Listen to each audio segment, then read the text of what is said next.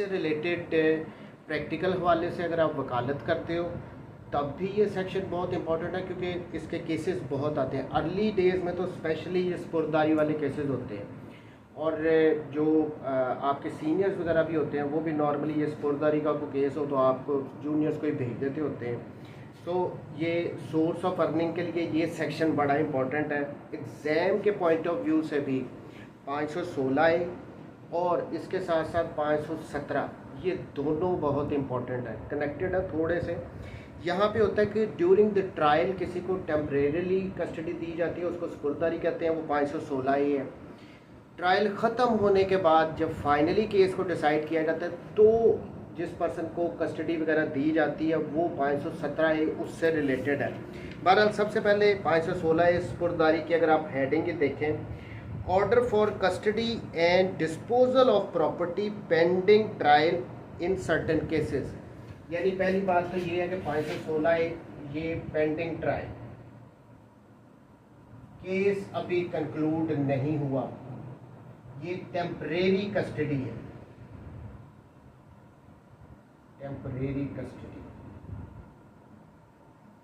अच्छा जी, इस सेक्शन को अगर हम देखें तो किस प्रॉपर्टी से रिलेटेड है वो भी हमें बता रहे हैं। When any property regarding which any offence appears to have been committed, यानी जो हम प्रॉपर्टी की बात कर रहे हैं जिसकी कस्टडी, जिसकी स्पुर्दारी दी जानी चाहिए, नंबर 1 क्या हो, रिगार्डिंग विच जिसके हवाले से कोई जुर्म हुआ हो, जिसके हवाले से कोई जुर्म हुआ हो। ठीक है, पहली बात आ गई। Which appears to have regarding which any offense appears to have been committed. Number 2, or which appears to have been used for the commission of any offense. दूसरी बात ये आ गई कि ये प्रॉपर्टी किसी जुर्म के करने में इस्तेमाल हुई हो, फॉर इंस्टेंस गाड़ी वगैरह।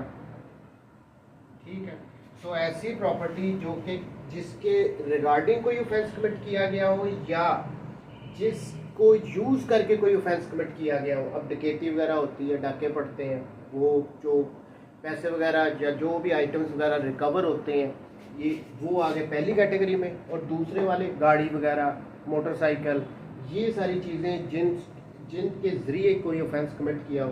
तो ये 2 टाइप की प्रॉपर्टीज़ आ गई। अच्छा, आगे क्या कहते हैं, is produced before any criminal court during any inquiry और ट्रायल, वो प्रोड्यूस की गई हैं कोर्ट के सामने। The court may make such order as it thinks fit for the proper custody of such property pending the conclusion of the inquiry और trial. यानी जब तक ट्रायल कंक्लूड नहीं ना होता उस दौरानिए के लिए किसी पर्सन के रिगार्डिंग उसको ये कस्टडी इसकी डिलीवर की जा सकती है, इस प्रॉपर्टी की। ठीक है, and if property is subject to speedy और natural decay may after recording such evidence as it thinks necessary order it to be sold or otherwise disposed of। या फिर अगर स्पीडी डिके वाली कौन सी प्रॉपर्टीज होंगी। अब दूसरी बात ये तो आ गई ना, अब इसमें स्पीडी डिके, इसमें आ गया हमारा लाइफ स्टॉक। अब ये जो भी एनिमल्स वगैरह आ गए, मुर्गियाँ वगैरह आ गई, ये आ गए, और फ्रूट्स, वेजिटेबल्स जो ख़राब हो सकती हैं, इस किस्म की आइटम्स जिनके ख़राब होने का ख़तरा हो, ये स्पीडी डिके वाली होती हैं। इनके रिगार्डिंग भी कोर्ट किसी किस्म का जो वो समझे इसको डिस्पोजल इसकी कैसे की जाएगी, इनके ख़राब होने का ख़तरा है, इनको कोर्ट ये भी ऑर्डर कर सकती है कि इनको सेल आउट कर दो। ठीक है, ये आ गया मेन सेक्शन। अब आगे क्या कहते हैं, इससे रिलेटेड, ये देखने में बड़ा सिंपल सा मैटर लगता है लेकिन इससे रिलेटेड मैंने केस लॉज भी निकाले हैं, हम उनको भी डिस्कस करते हैं। काफ़ी सारे टन्स ऑफ आपको इस पे केस लॉज मिलेंगे 516A से रिलेटेड। अच्छा जी, आगे provided that if the property consist of explosive substance. अब ये तो आगे स्पीडी डिके वाली प्रॉपर्टी आ गई, एक्सप्लोसिव सब्सटेंस।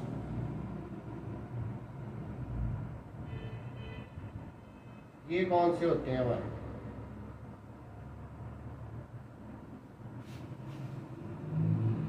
एक्सप्लोसिव सब्सटेंस, कोई बम वगैरह हो गया, इस किस्म का जो आतिशगीर मादे वाले जो होते हैं वो सारे, उनकी कस्टडी कभी भी नहीं दी जाती। ये प्रोवाइजो फर्स्ट में बता रहे हैं, provided that if the property consist of explosive substance the court shall not, अब यहाँ पे वर्ड है शैल नॉट, ये किसी सूरत में भी नहीं दी जाएगी। Shall not order it to be sold और handed over to any person other than government department और ऑफिसर डीलिंग विद और to an authorise dealer in such substance. ठीक है, वो गवर्नमेंट को दे सकते हैं कोर्ट वाले, या जो भी ऑथोराइज डीलर वगैरह होंगे, या जो भी कंसर्न डिपार्टमेंट्स हैं उनको तो दिए जा सकते हैं। किसी प्राइवेट पर्सन को कभी भी एक्सप्लोसिव सब्सटेंस की कस्टडी नहीं दी जाएगी। अच्छा, नेक्स्ट वन क्या है, provided further that if the property is dangerous drug, intoxicant, intoxicating liquor और एनी अदर नारकोटिक सब्सटेंस। अब इसमें आ गए हैं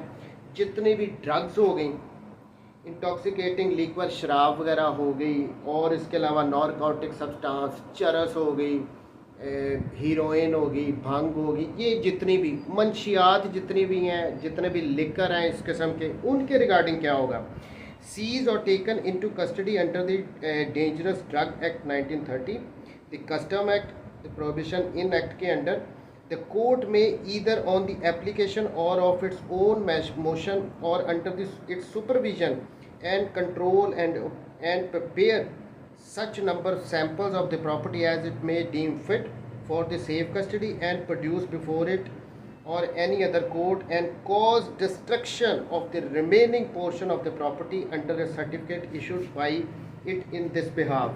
देखें, जब भी कोई, ये तो चले जाएंगे गवर्नमेंट को, ठीक है, गवर्नमेंट की कस्टडी में, या जो ऑथराइज डीलर्स होंगे उनको दी जा सकती है।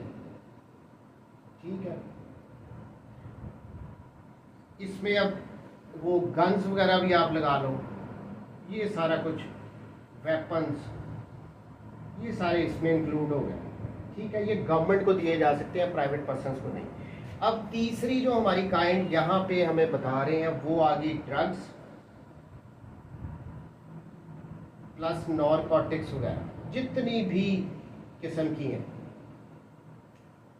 अब इसमें यहाँ पे प्रोवाइजो में कह रहे हैं कि जितनी भी क्वांटिटी है टोटल, उसका एक सैंपल निकाल लिया जाएगा अंदर से। ठीक है, वो सैंपल, अब क्वांटिटी को कोर्ट ने डिटरमिन करनी है, उतनी क्वांटिटी के सैंपल्स लेके बाकी सारे ड्रग्स और नारकोटिक्स वगैरह को इसको डिस्ट्रॉय करवाया जाएगा कोर्ट की तरफ से, सुपरविजन में करवाया जाएगा, ताकि ये दोबारा यूज़ ना हो कभी भी। देखिए, अब ये यहाँ पे तो बड़ा अच्छा कानून हमें बताया गया है कि नारकोटिक्स वगैरह जो ड्रग्स वगैरह हैं इनको डिस्ट्रॉय करना है, बट इन रियलिटी इनके साथ क्या होता है वो आप मेरे से बेहतर समझते हैं। हमारे यहाँ पे ये लिखा हुआ है कि भाई इनको कोर्ट ने अपनी सुपरविजन में डिस्ट्रॉय करवाना है, ताकि ये कोई आगे इसका फर्दर किसी किस्म का भी यूजेज वगैरह ना हो। ठीक हो गया, यहाँ तक। आगे नेक्स्ट प्रोवाइजो में क्या कह रहे हैं, provided also that such samples shall be deemed to be the whole of the property in an inquiry और proceedings in relation to such offence before any authority और कोर्ट। यानी जो ये सैंपल्स वगैरह इसके लिए जाएंगे ना, इसको ऐसा कंसिडर किया जाएगा, ये केस प्रॉपर्टी है ना, कुछ तो उसका पोर्शन रखना है तो ट्रायल में यूज़ हो किया जा सकता है उसको एविडेंस के तौर पे। सो सारी तो नहीं, सारी बाकी डिस्ट्रॉय करवा देनी है, बीच में से सैंपल रख लेने हैं। और ये जो सैंपल है, फॉर इंस्टेंस 1 किलो चरस पकड़ी गई है, उसमें से 20 ग्राम का सैंपल ले लिया है, 30 ग्राम का सैंपल ले लिया है, और वो जो सैंपल होगा उसको कंसिडर किया जाएगा कि ये सारा ये केस प्रॉपर्टी यही है, बाकी तो डिस्ट्रॉय करवा दी गई है ना। तो ये सिंपल सी यहाँ पे बात की गई है। ट्रायल के दौरान ये कस्टडी टेम्परेरीली किसी पर्सन को दी जा सकती है, लेकिन उस प्रॉपर्टी के रिगार्डिंग जिसके हवाले से कोई जुर्म हुआ हो या उस प्रॉपर्टी को यूज़ करके कोई ऑफेंस कमिट किया गया हो। अब अगर तो वो स्पीडी डिके वाली है तो उसको रिगार्डिंग उसको सेल आउट वगैरह भी किया जा सकता है। एक्सप्लोसिव सब्सटेंस है वो गवर्नमेंट वगैरह को दिए जाएंगे। और ड्रग्स नारकोटिक्स इसका एक सैंपल लेके वो ट्रायल वगैरह में यूज़ होना है और बाकी सारे को डिस्ट्रॉय कर दिया जाएगा ताकि फर्दर इसका कभी भी यूज़ ना हो सके। ठीक हो गया। यहाँ तक कोई क्वेश्चन है तो आप पूछ लो, नहीं तो फिर मैं आगे फिर केस लॉज पे अब जाऊँगा। इससे रिलेटेड ना इस सेक्शन की कमेंट्री आपने बहुत डिटेल्ड में पढ़नी है, बहुत ज़्यादा आपको केस लॉज मिल जाएंगे। ये बड़ा कॉमन सा एक सेक्शन है और बहुत ज़्यादा यूज़ होता है। कंक्लूड करूँ ना, देखें कोई भी प्रॉपर्टी जो कि केस प्रॉपर्टी हो, उसको ड्यूरिंग द ट्रायल, जब तक ट्रायल कंक्लूड नहीं होता उस टाइम तक के लिए उसको टेम्परेरीली किसी पर्सन को जो ये क्लेम करता है कि ये प्रॉपर्टी का पोजेशन उसको मिलना चाहिए, कोर्ट उसको दे सकती है जब तक के केस डिसाइड नहीं होता। अब इसमें ऑब्वियसली ये अगर गाड़ियाँ वगैरह भी, अगर मोटरसाइकिल वगैरह भी देख लो तो ये खड़ी रहेंगी तो ख़राब हो जाती हैं, ऐसे ही है ना। इस वजह से कोई फ़ायदा नहीं है। फिर अदालत डिटरमिन करती है भाई किसको इसका पोजेशन दिया जाना चाहिए, तो उनको पोजेशन दे देते हैं। सेम लाइक, और यहाँ पे जब ये किसी को देनी है ना, ये क्या कहते हैं इसको, स्पुर्दारी पे कोई भी इस किस्म की केस प्रॉपर्टी, तो उससे श्योरिटी बॉन्ड भी लिया जाता है, श्योरिटी बॉन्ड लिया जाता है।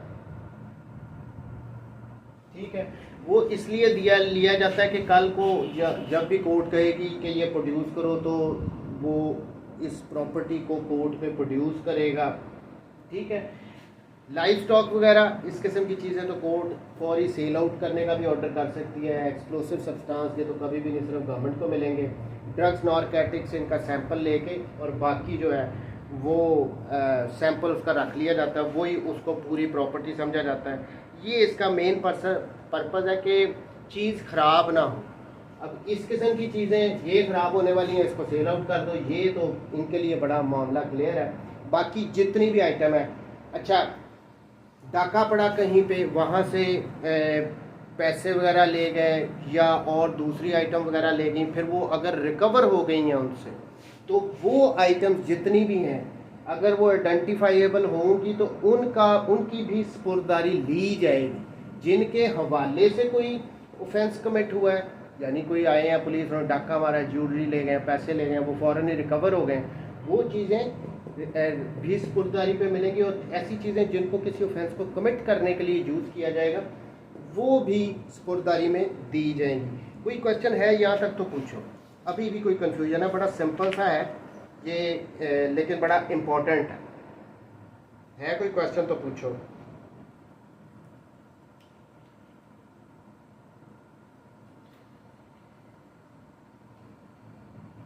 हाँ, स्पुर्दारी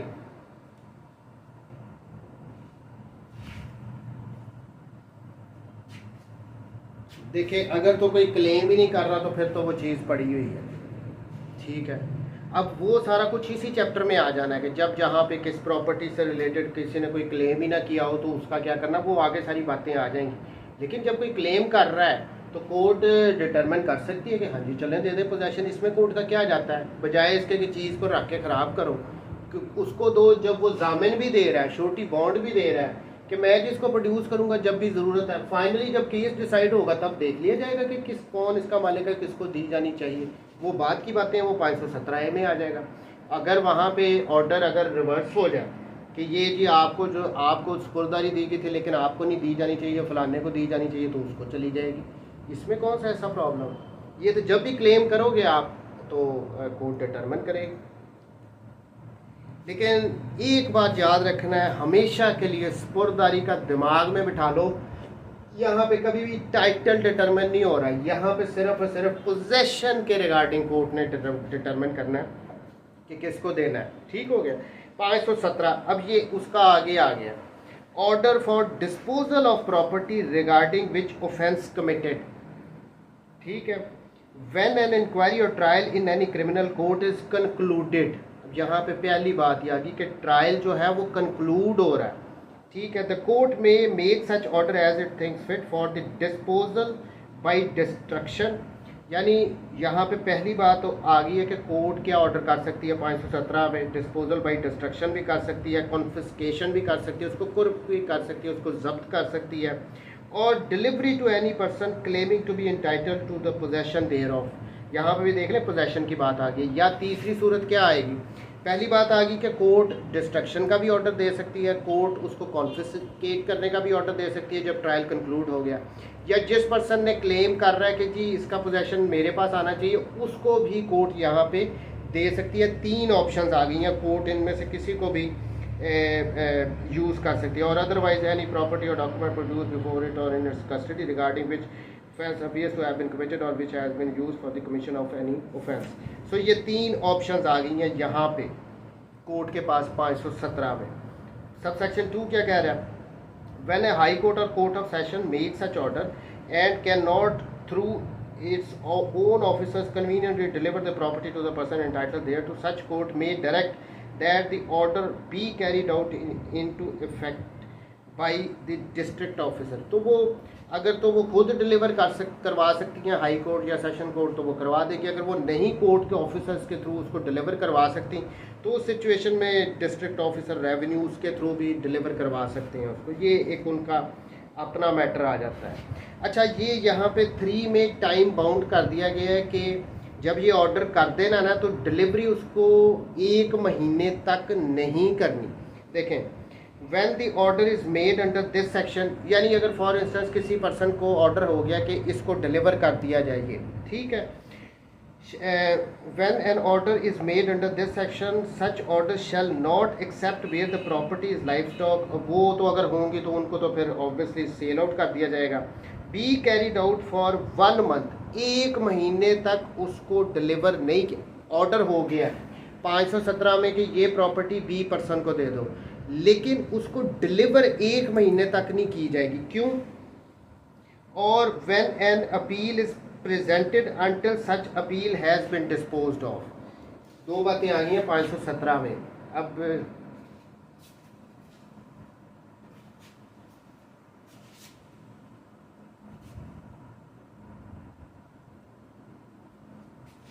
पाँच सौ 517 में 2 बातें आ गई। ये देखें, एक पर्सन है, इसके रिगार्डिंग कोर्ट ने ऑर्डर कर दिया कि जी इसको जो ये बाइक थी ये डिलीवर कर दो, लेकिन जो ये ऑर्डर हुआ है इसको डिलीवरी बाइक की 1 मंथ तक नहीं हो रही, ठीक है। या फिर और अगर अपील प्रेफर कर दी गई हो इस ऑर्डर के अगेंस्ट, तो जब तक ये अपील डिस्पोज ऑफ नहीं होगी, इस पे फैसला नहीं होगा, तब तक ये प्रॉपर्टी उसको डिलीवर नहीं की जाएगी। 517 में ये टाइम बाउंड किया गया ताकि अपील के में अगर कोई और ऑर्डर आ जाए तो उससे बेहतर नहीं कि अभी के लिए इस प्रॉपर्टी को रोक लिया जाए। Sub section 4, nothing in this section shall be deem to prohibit any court from delivering any property under sub section 1 to any person claiming to be entitled to the possession thereof on his executing bond or with or without shortage satisfaction and engaging restored। यहाँ पे 4 में यही बता दिया गया कि जब court ने ऑर्डर करना है ना तो ये ए ने श्योरिटी बॉन्ड देने, श्योरिटी बॉन्ड अगर वो देगा तो उसको प्रॉपर्टी दे दी जाएगी कि जब भी कोर्ट उसको दोबारा अगर कभी कहती है तो वो उसको डिलीवर कराएगा। जब भी ये होना है तो श्योरिटी बॉन्ड कोर्ट ले सकती है, ठीक है। अच्छा, अब इसमें एक्सप्लेनेशन प्रॉपर्टी में क्या आता है। Property includes in case property regarding which offence, ऐसी प्रॉपर्टी जिसके रिगार्डिंग ऑफेंस कमिट हुआ है। हाँ, आगे कह रहे हैं not only of such property as has been originally in possession और under control of any party, यानी वो प्रॉपर्टी नहीं जो ओरिजिनली उसके पोजेशन में थी, बट ऑल्सो उससे अगर कोई और चीज़ बना ली गई हो तो वो भी केस प्रॉपर्टी ही समझी जाएगी। फॉर इंस्टेंस डकैती हुई है, सोना ले गए हैं, सोने को ले जाकर उसने मान लिया, लेकिन उस सोने को उसने पहले वो हीरो सोने का हार था उसकी फॉर इंस्टेंस चूड़ियाँ बना ली हैं, तो वो उसको उसने कन्वर्ट किया ना, प्रॉपर्टी तो वही है। तो यहाँ पे एक्सप्लेनेशन में कह रहे हैं कि वो जो उसने बाद में उसको कन्वर्ट किया ना उसको भी हम प्रॉपर्टी ही कंसिडर करेंगे। वो ये नहीं कह सकते कि जी वो तो जी सोने का हार था, ये अब चूड़ियाँ हैं। अगर वो खुद ही कही जा रहा तो ये प्रॉपर्टी भी इंक्लूड की जाएगी जो उसने कन्वर्ट करके बनाई। ठीक हो गया। 517 से रिलेटेड, अच्छा अब इसके प्रिंसिपल्स अगर देखें, कोई इंक्वायरी और trial there must have been any inquiry और trial the same must have been concluded, वो कंक्लूड होना चाहिए। The property in respect of which the order is made must be one which has been produce before the court, court के सामने produce की है, और which is in its custody या court की कस्टडी है, regarding which offence has been appear committed. वही सारी बातें आ रही। मेन इसमें और उसमें डिफरेंस ये है 516A में और 517 में कि वो ड्यूरिंग द ट्रायल है, अभी वो कंक्लूड नहीं हुआ। 517 में वो कंक्लूड हो गया तो फिर उस प्रॉपर्टी के रिगार्डिंग कोर्ट ने या तो उसको डिस्ट्रक्शन का ऑर्डर दे देना है, या उसको कॉन्फिस्केट करने का ऑर्डर दे देना है, या फिर उसको क्या करना है, उसको रिलीज़ करने का ऑर्डर दे देना है कि फलाने पर्सन को ये आप प्रॉपर्टी दे दो। ठीक है, क्योंकि केस ही ख़त्म हो गया। यहाँ तो कोई क्वेश्चन है 516-17 में तो अभी पूछ लो,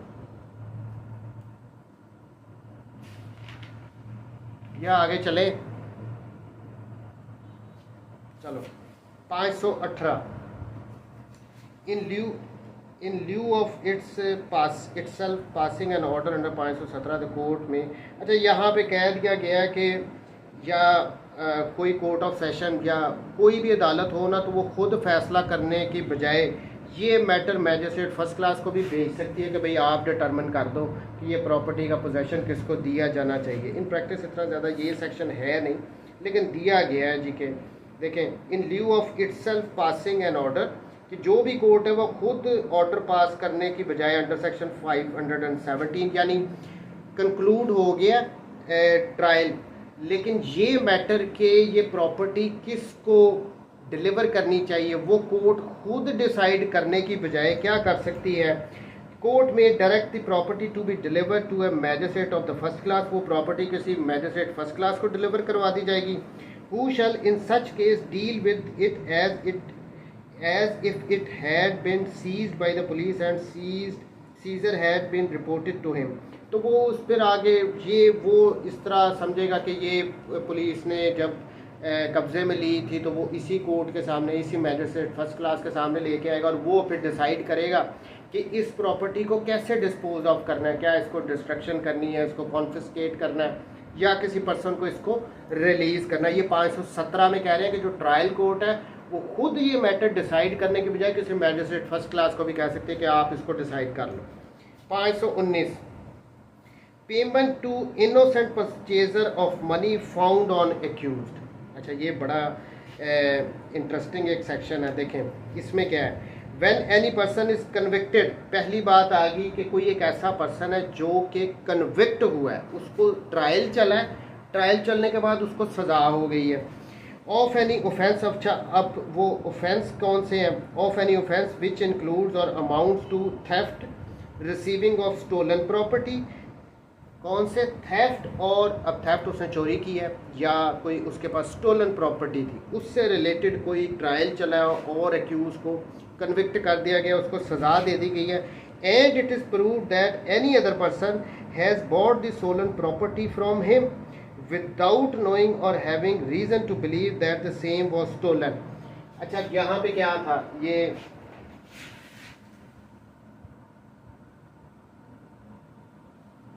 कौन सा सेक्शन है, 519। अच्छा जी, एक पर्सन है, इसको कन्विक्ट कर दिया गया, ठीक है, ऑफेंस क्या थे, थेफ्ट का था या स्टोलन प्रॉपर्टी वाला था, ठीक है। अब एक और पर्सन था जिसने इस कन्विक्ट से ये स्टोलन प्रॉपर्टी परचेज की थी,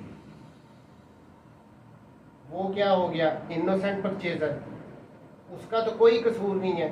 उसको अगर इनोसेंट परचेजर, उसको पता ही नहीं था कि ये स्टोलन प्रॉपर्टी है, लेकिन उसने तो खरीद ली। अच्छा आगे, and that any money, sorry किधर गया, सेम है stolen, and that any money has on his arrest been taken out of his possession of the convicted person. लेकिन जब ये ए को अरेस्ट किया गया था, जब इसको अरेस्ट किया गया था तो सेक्शन 51 हमने पढ़ा हुआ है CRPC का, उसमें क्या था कि जब भी कोई पर्सन अरेस्ट होता है तो अंडर सेक्शन 151 उसको सर्च किया जाता है, ऐसे ही था। अब सर्च करने पे अगर उसके पास से कुछ मनी वगैरह निकली थी तो क्या होगा, ठीक है। That any money has on his arrest been taken out of the possession of the convicted person, the court may, on the application of such purchaser and on the restitution of the stolen property to the person entitled to the possession thereof, order that out of such money a sum not exceeding the price be paid to the purchaser to। हाँ जी, अच्छा अब यहाँ पे क्या था, एक को arrest किया गया, उसके पास से कुछ मनी वगैरह सर्च के दौरान रिकवर हुई थी, उसको कन्विक्ट कर दिया गया है। तो ये जो मनी उससे मिली थी ना, तो जो ये इनोसेंट परचेजर होगा, इस मनी में से जो इसने अमाउंट पे की थी, पे करने परचेज करने की अमाउंट जो इसने उसको पे की थी टू परचेज वो स्टोलन प्रॉपर्टी, वो इसको दे दी जाएगी। ठीक हो गया, ताकि इसका घर खुश हो जाए। और वो जो स्टोलन प्रॉपर्टी अगर थी तो जो उसका ओनर था वो उसको चली जाएगी, अगर कोई उसका क्लेम कर रहा तो वो उसके पास चली जाएगी। ठीक हो गया, यहाँ तक कोई क्वेश्चन? देखें, अगर उससे सर्च के दौरान उससे कोई रकम वगैरह मिली थी तो जो इनोसेंट परचेजर था वो उसको दे दिया जाएगा, जो उसने अमाउंट पे की थी उस स्टोलन प्रॉपर्टी को लेने के लिए, ख़रीदने के लिए। और जो स्टोलन प्रॉपर्टी थी वो जो उसका असल मालिक होगा वो उसको डिलीवर कर दी जाएगी। ये इस 519 में बताया गया। ठीक हो गया, कोई क्वेश्चन यहाँ तक? नहीं? अच्छा, फिर आगे आ जाओ, बड़े मज़ेदार ये सेक्शन है। 520 में क्या है, ये जब 517, 18, 19 की जो प्रोसीडिंग्स होंगी ना, इनमें कोर्ट स्टे भी दे सकती है। देखें, any court appeal, confirmation, reference और रिवीजन में direct an order under section 517, 18, 19 pass by a court subordinate thereto be state pending the consideration of the foreign court and may modify alter. एक तो 520 में क्या होगा, revision वगैरह में stay हो गया। 520 में रिवीजन है या कोई अपील है, तो इसमें पहली बात तो जिस ऑर्डर के अगेंस्ट वो फाइल किए गए थे उसको स्टे भी कर सकते हैं, प्लस उसके साथ मोडिफाई, जो नीचे वाला ऑर्डर हुआ था उसको ऑल्टर वगैरह भी कर सकते हैं। ये पावर है जो रिविजनल कोर्ट है या एपलेट कोर्ट है। ठीक हो गया, 520 सिंपल सा था। 521 में क्या आ रहा है, डिस्ट्रक्शन। हाँ, अब इसमें दो बातें हैं 521 में, destruction of labels and other matter. देखें, ये 521 में भी यहाँ पे भी ये बात कर रहे हैं कि नंबर 1 पहली बात आ गई ये कि अगर तो ऑन कन्विक्शन, ये भी ऑन, अगर कन्विक्ट होगा पर्सन यानी ट्रायल कंक्लूड हो रहा है, उसके बाद उसने कोई ये 292, 293, 501, 502, अब ये मवाद होते हैं, ये 292 और 293, ये जो दो सेक्शन है, यानी उससे किसी किस्म का फुहश मवाद नहीं होता, उस किस्म का कोई उससे उस किस्म का कोई मवाद है। या 501, 502 ये डेफोमेट्री किस्म का कोई मवाद है, किसी को किसी पर्सन के रिगार्डिंग कोई डेफोमेट्री मवाद हो, कोई पब्लिश किया गया हो, इस किस्म का मवाद हो, इनको कोर्ट जब कन्विक्ट कर रही है उस पर्सन को तो साथ ही ऑर्डर दे देगी कि इनको डिस्ट्रॉय कर दो। देखें, on a conviction under the Pakistan penal code section 292, 93 ये फुहश मवाद, एंड सेक्शन 501, 502 ये आ गए वो डेफोमेट्री जो मवाद होगा। The court may order the destruction of all copies of that thing in respect of which conviction was held and which are in the custody of the court or remain in the possession or power of the person convicted। ठीक हो गया, वो court उसको distract करवा देगी कि इसको ख़त्म करवाओ। अच्छा, दूसरा फिर आगे आ जाओ, सब सेक्शन 2 में इसके क्या है, द कोर्ट में in like manner on conviction, अब ये भी कन्विक्शन है, कन्विक्ट हो रहा है, उसके बाद ये 272, 73, 74, 75 ये जितने भी सेक्शन है, food, drink, drug, medical preparation, यानी ये मिलावट वाली जो चीज़ें नहीं होती, मिलावट वाली खुराक हो गई, मिलावट वाले मशरूबात हो गए। अब वो आपने देखा नहीं, वो ये मिर्चों के अंदर वो ईंटें पीसते हैं, यानी जो भी कोई मिलावट वाली चीज़ें होंगी ना, जिनकी वजह से उस पर्सन को कन्विक्ट किया जा रहा है, उनकी डिस्ट्रक्शन का भी कोर्ट ऑर्डर कर देगी कि इनको डिस्ट्रॉय करो, भाई ये आगे ना यूज़ कभी भी किसी के में आ सके। सिंपल सा था ये 521। अच्छा, 522 और 522A ये बड़े इंपॉर्टेंट है।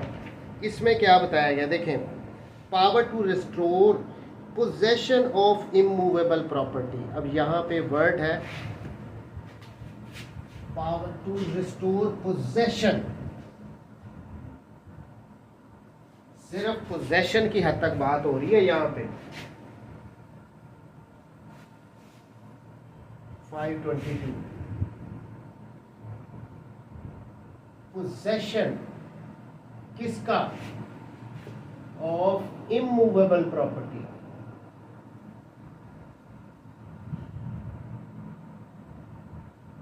उसको रिस्टोर करवाती है कोर्ट इस सेक्शन में। देखें कैसे, when ever a person is convicted, वही बात आ गई है कि ट्रायल कंक्लूड हुआ है, एक्यूज को कन्विक्ट किया गया, ये ज़हन में रखें, कन्विक्ट हुआ है, उसके बाद क्या हुआ है, of an offence of cheating और फॉर्जरी और of any offence attending to criminal force, यानी उसने कोई ऑफेंस कौन सा किया गया है, चीटिंग वाला या फॉर्जरी उसने की है, किस तरह की है, by using criminal force,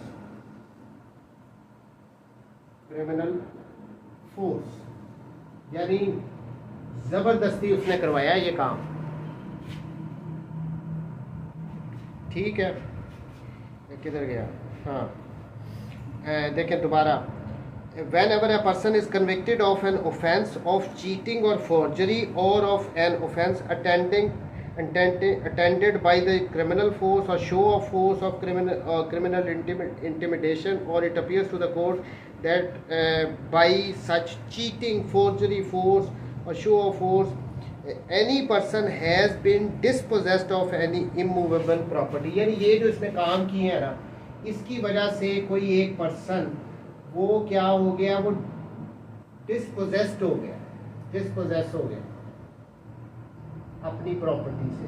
property कौन सी होगी, इमूवेबल, कोई भी इमूवेबल प्रॉपर्टी हो सकती है, कोई गाड़ी हो सकती है, कोई बाइक हो सकती है, जितनी भी, कोई मोबाइल हो सकता है, कोई भी इमूवेबल प्रॉपर्टी है। The court may if it thinks fit when conviction such person और at the time within 1 month from the date on the conviction order the person dispossessed to be restored to the possession of the same, whether such property is in possession or under the control of such person convicted or any other person।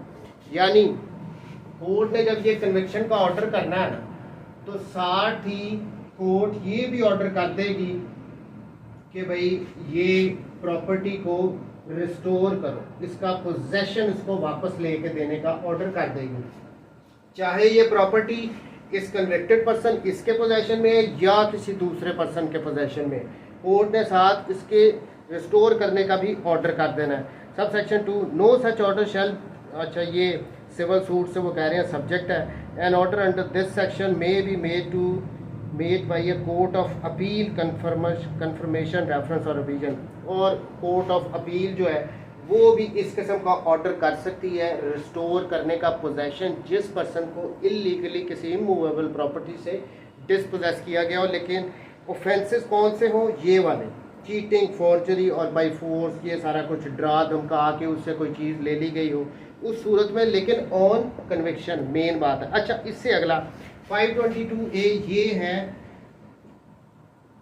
यहाँ पे क्या थी, immovable property, ये किससे related है, movable property, sorry हाँ ये movable property से, मैं गलत ऊपर बोल गया हूँ वहाँ पे जब इसको कर रहे थे, तो ये अगर इमूवेबल किसी से कोई ज़मीन जायदाद वगैरह ले ली हो, ये मूवेबल वाला 520 है, तो जेन में रख लेना, मैं गलती से वहाँ पे मोटरसाइकिल कार की मिसालें देता रहा हूँ, वहाँ पे ज़मीन, मकान, घर, दुकान, इनकी इमूवेबल प्रॉपर्टी को अगर उसने अपने नाम पे करवाया हो तो उसका पोजेशन रिस्टोर करवाया जाएगा। यहाँ पे क्या है, whenever a person convicted, वही convicted of an offence of criminal misappropriation, गलत इस्तेमाल किया गया है, उस मिस अप्रोप्रिएट किया गया किसी मूवेबल प्रॉपर्टी को, क्रिमिनल ब्रीच ऑफ ट्रस्ट, अमानत में खयानत उसने की है, और चीटिंग और forgery, and it appears to the court that such misappropriation, breach of trust, forgery has been dispossessed or deprived of court को ये लगा है कि भाई इसने जो ये काम किए हैं ना, इसकी वजह से जिस पर्सन की ये मूवेबल प्रॉपर्टी थी वो डिप्राइव हो गया, पोजेशन तो उसके पास होना चाहिए। मेरा बाइक था, वो किसी ने मुझसे मैंने उसको कहा कि यार ये अपने पास रखो, उसने उसको यूज़ करना शुरू कर दिया, अमानत में ख़यानत कर ली, मुझे वापस नहीं कर रहा। मैंने केस फाइल कर दिया उसके अगेंस्ट, वो कन्विक्ट हो गया। तो वो जब कन्विक्ट हो रहा है तो कोर्ट उस पोजेशन को भी मुझे वापस रिस्टोर करवाएगी कि भाई ये बाइक जो वो ले गया था, मैंने तो अमानत रखवाया था, उसका भी ऑर्डर हो जाएगा कि ये मुझे वापस दिलवाया जाए। अच्छा, the court may, if it thinks fit, when convicting such person or at any time within 1 month, या भी 1 महीने का टाइम है ताकि वो अगर उसने अपील वगैरह फाइल करनी हो उसलिए। if it thinks fit, from the date of conviction order the person dispossessed deprived where such property can be identified। अच्छा, यहाँ पे अब ये मूवेबल प्रॉपर्टी में एक और बात भी आ गई है। कोर्ट ऑर्डर तो करना चाह रही है, लेकिन अगर वो प्रॉपर्टी आइडेंटिफाइड है, आइडेंटिफाइएबल है, यानी उसको पहचाना जा सकता है। अब मैं कह रहा हूँ मेरी कार है या बाइक है, ये तो मैं आइडेंटिफाई कर सकता हूँ ना, तो इनसे रिलेटेड क्या ऑर्डर होगा। और दूसरी आ जाएगी इसमें, अगर अनआइडेंटिफाइड है तो क्या कोर्ट ऑर्डर करेगी कि अगर वो पहचाना ही नहीं जा सकता फिर क्या होगा। देखें, पहली वाली identified, to be restored to the possession of such property whether such property, इसका तो स्ट्रेट अवे आइडेंटिफाइएबल है, पोजेशन को रिस्टोर करो, वापस करो जिसकी ये प्रॉपर्टी है, क्योंकि वो आइडेंटिफाइएबल है। दूसरे में क्या कह रहे हैं, where the property referred to in subsection 1 cannot be identified or has been disposed of by such accused so that it may not be identified, यानी अब उसको पहचाना नहीं जा सकता। उसके पास सोना था, उसके पास वो मूवेबल जो प्रॉपर्टी थी वो अगर सोना था या फिर वो रुपए थे, कोई अगर किसी से इस तरह 10 लाख रुपया था तो वो तो आइडेंटिफाई अगर नहीं हो सकते, या सोना था, अब कैसे पता लगेगा कि ये वही वाला सोना है जो इसने मुझसे लिया था। तो क्या होगा, the court may order such compensation to be paid to the person dispossessed और deprive such property as it determine in the circumstances of the case. तो यहाँ पे फिर कोर्ट कहेगी चूंकि ये आइडेंटिफाई तो हो नहीं सकता, उसने शायद इसको डिस्पोज ऑफ कर दिया, किसी को बेच दिया, किसी को दे दिया, तो क्या आ जाएगा, कंपनसेट करवाएगी।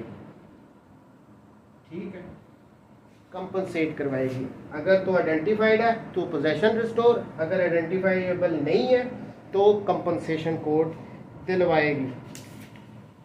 523 क्या है, हाँ ये आ गया, procedure bye police upon scissor of property taken under section 51 और stolen.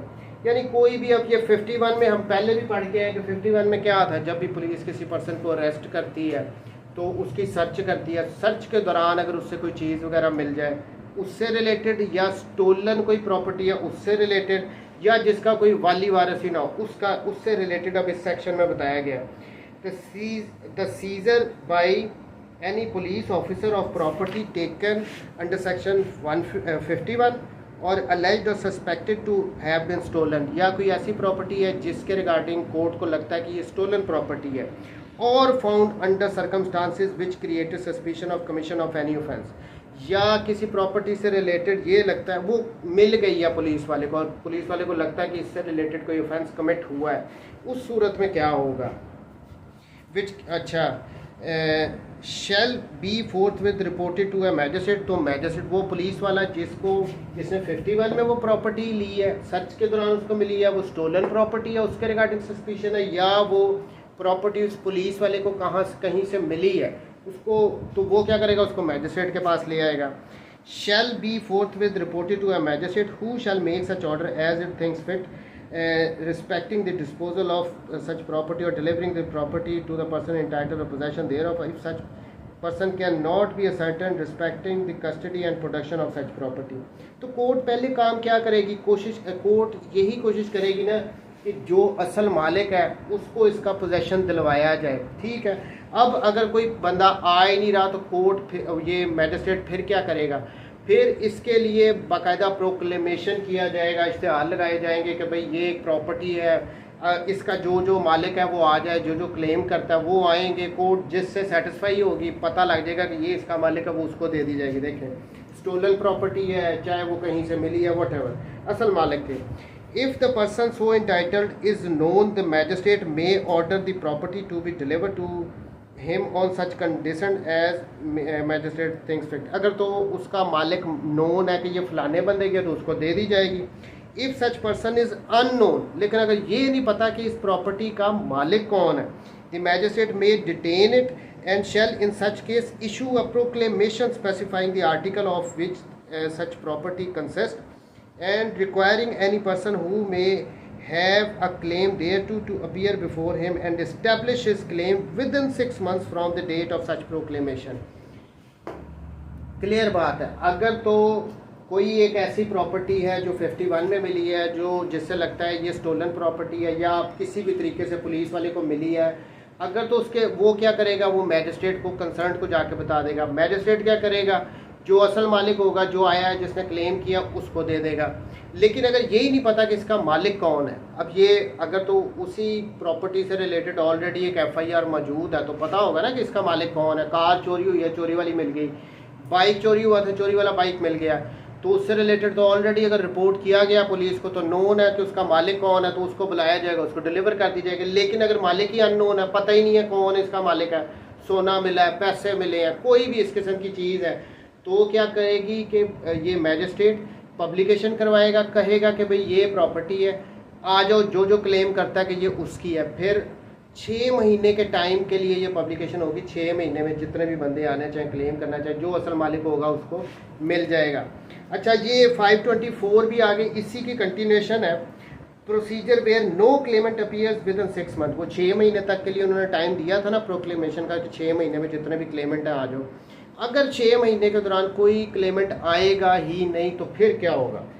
If no person within such period establishes his claim to such property and if the person in whose possession such property was found is unable to show that it was legally required by him, such property shall be at the disposal of the provincial government and may be sold under the orders of magistrate of first class empowered by the provincial government। तो obviously अगर कोई उसका मालिक ही नहीं है, कोई उसका वाली वारिस ही नहीं बन रहा, तो फिर ये प्रोविंशियल गवर्नमेंट के डिस्पोजल पे होता है कि वो उसका क्या करना है।